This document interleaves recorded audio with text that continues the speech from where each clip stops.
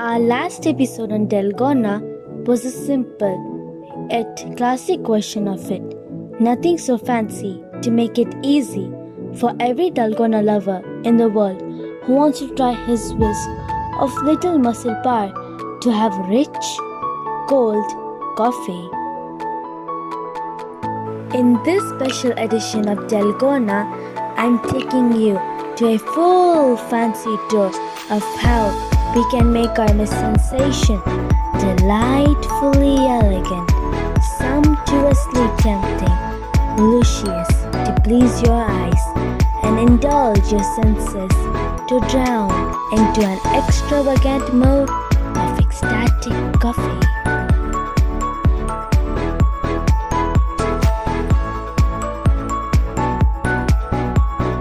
Hi, I'm Hafsa with one another special episode of Dalgona Coffee.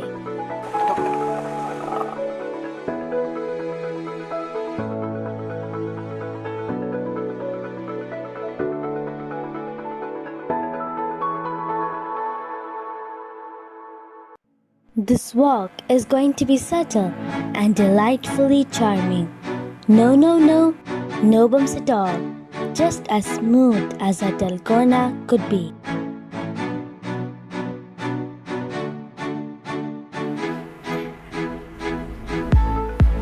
In this special episode of Caramel Dalgona, we shall dust in a little bit of coffee into these pure hearts, sweeten it with some golden syrup, pierce in the dollop of Dalgona with a few slices of caramel daggers and make it a full dramatic presentation of it. And for the lovers of cocoa bean, we got you another portion of recipe where we will dust in the cocoa and make the chocolate swirl into our Dalgona. And finally, dust in a little shower of snowflakes from the top. Begin this journey, we shall create some sensual drama with our ice cubicles. A teaspoon each of instant coffee and cocoa powder. Half a cup of milk or less will be more than enough. A few ice molds, a jar of clear water, and the pure magic of ice will take care of the rest. Let's fill in the ice molds with some clear drinking water, a few with milk,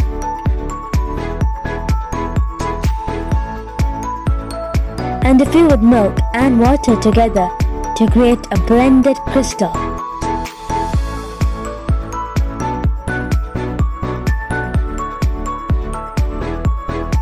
Sprinkle some granules of coffee and stir in a bit to infuse the essence of the coffee first. And for the other recipe, we shall sprinkle the cocoa powder and let it infuse into these molds. These molds will get into the freezer until they are set and ready. For making the slates of caramel daggers, we need sugar, a silicone mat, or an oven-proof tray would suffice the job. To make our caramel, we add in 4 tablespoons of sugar. We melt it until it caramelizes.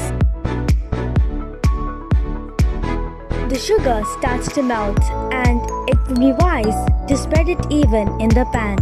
If you let a pile of sugar heaped, there are chances it may burn the sugar, giving it a bad burnt taste. To make sure the sugar doesn't burn, caution needs to be taken to keep the stove in simmer to ensure slow and even cooking. Just gently tilting the pan using the handle will help the caramelization work evenly. Be careful not to burn the caramel at this stage. Once the caramel is ready, giving it an amber color, pour it over the silicone mat and let it cool. Ideally, to spread it out thin, I'm using a parchment paper to cover the top and would run a roller pin evenly to spread it out to a thickness I want my daggers to be. Once done, leave it to rest for a while until it is fully set. In a matter of 5 to 10 minutes, the caramel would have started to set its shape. Don't wait too long that it sticks to the parchment. Instead, be quick to remove when it gets slightly warm and it is peelable, and then break it into rustic shapes. For the caramel dalgona, we need the same ingredients as our previous dalgona lite recipe. You may watch our episode provided from the link below or check out the thumbnail of how to make Dalgona coffee from Licks and Bites. I'm absolutely leaving it to your convenience to watch it later. Okay, now to move on to our recipe today, we need a couple of scoops of Dalgona Lite, for which we need 2 tablespoons each of sugar and warm water, half a tablespoon of instant coffee, and then we will whisk in as far as we could to make it a ball of fine cream. It gets worked up slowly and would take roughly about 6 to 9 minutes. If you're not so might with your arm power, it might take you a while longer.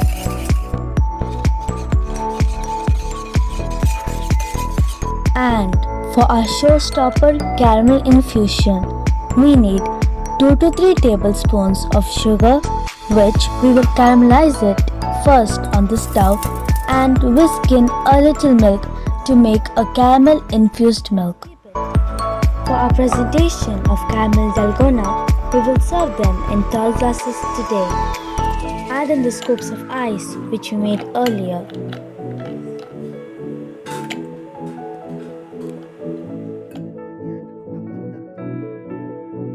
Flood it with a pour of milk.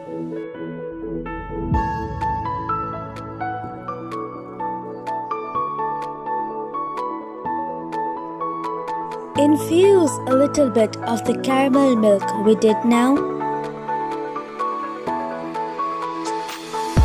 And finally, dunk in the dollops of Dalgona to the top.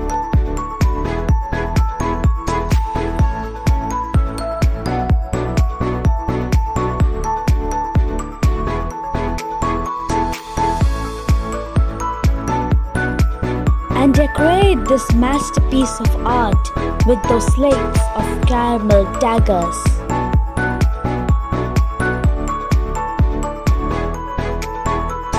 Hope you enjoyed our caramel dalgona recipe.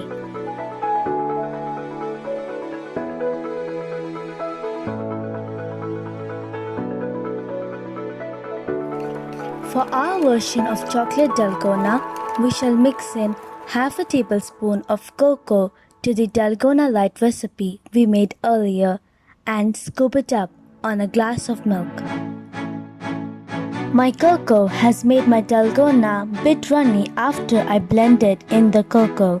If you're very particular not to disturb the dollop of creaminess of Dalgona while you present it, I strongly suggest not to infuse the cocoa into the Dalgona and instead try mixing it to your milk directly and top it off with the Dalgona.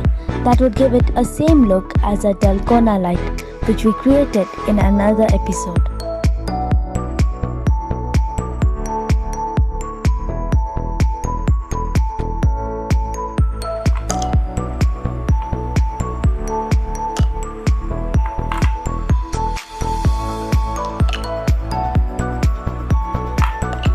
To give it a 5-star presentation, we shall dust in a few showers of fine icing sugar on the top and throw in some odd lines carved out. I'm sure everyone has a little bit of an artist inside you. My imagination has led me to create this. Do let me know in the comments below how your artistic Dalgona presentation went by. I would surely be delighted to ponder through.